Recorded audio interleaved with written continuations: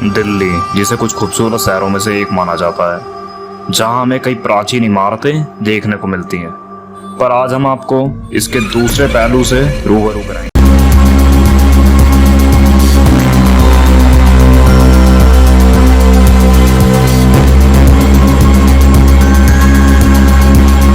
दिल्ली का राज जानने के लिए इस कहानी से अंत तक जुड़े रहिए।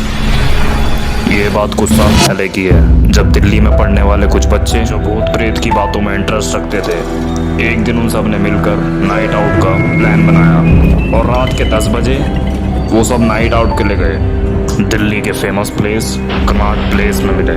उतने में उन दोस्तों के बीच भूत प्रेत और आत्माओं की बात होने लगी। बात करते करते रात के 11:30 बज गए। उतने में उन लोगों ने जमाली कमाली मस्जिद के बारे में बात करना शुरू किया और उन सभी ने उस मस्जिद पर जाने का प्लान बनाया।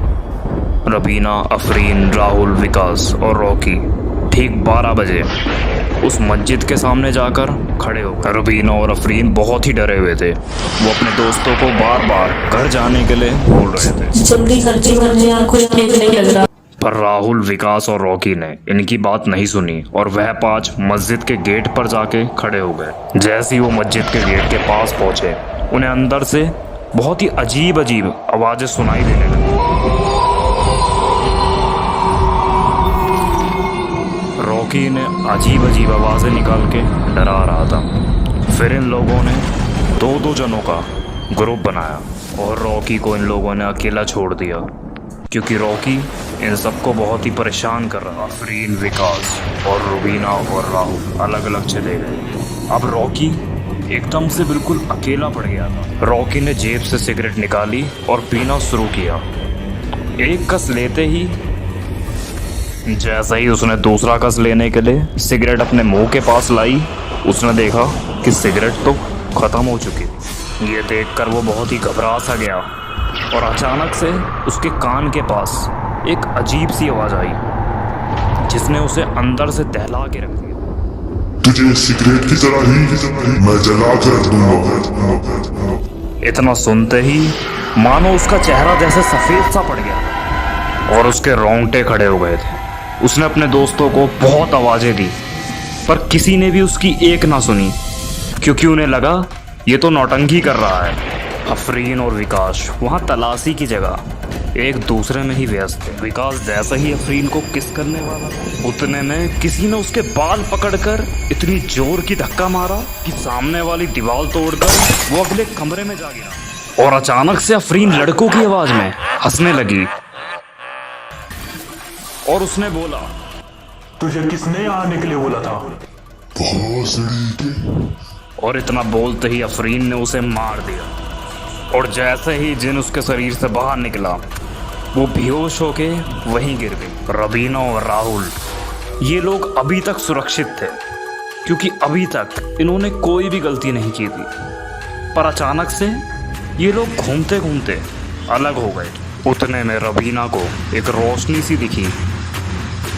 रबीना धीरे धीरे उस रोशनी के करीब जा रही थी और अचानक से उसने कुछ ऐसा देखा मानो कि उसके होश उड़ गए। उसका गला पूरी तरह से सूख गया था और उसके माथे से पसीना टपक रहा था, मानो जैसे वहां रबीना नहीं, उसका पुतला खड़ा हो। और कुछ देर बाद वो तेज की चिल्लाते हुए भागी, राहुल राहुल। और जब वह राहुल के पास पहुंची तो उसने उसे बताया कि रॉकी को तो किसी ने जला के मार दिया। राहुल और रबीना भागकर रॉकी की लाश के पास गए और वहां फिर एक आवाज आई, रबीना भाग जाओ यहाँ से, भाग जाओ, जल्दी निकल जाओ इस जगह से। और फिर राहुल और रबीना भागते भागते, विकास, आफरीन, कहाँ हो तुम?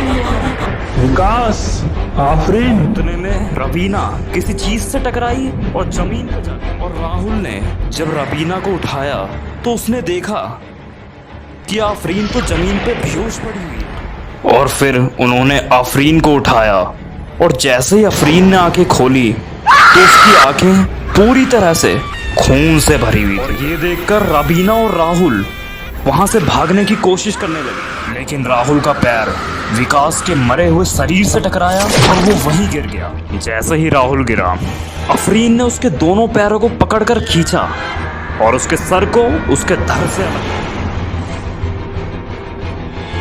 और रबीना तेजी में भागते हुए मस्जिद के बाहर निकली, लेकिन वो इतनी घबराई हुई थी कि उसने अपनी गाड़ी का कंट्रोल ही खो दिया और वो जाके पेड़ से टकराई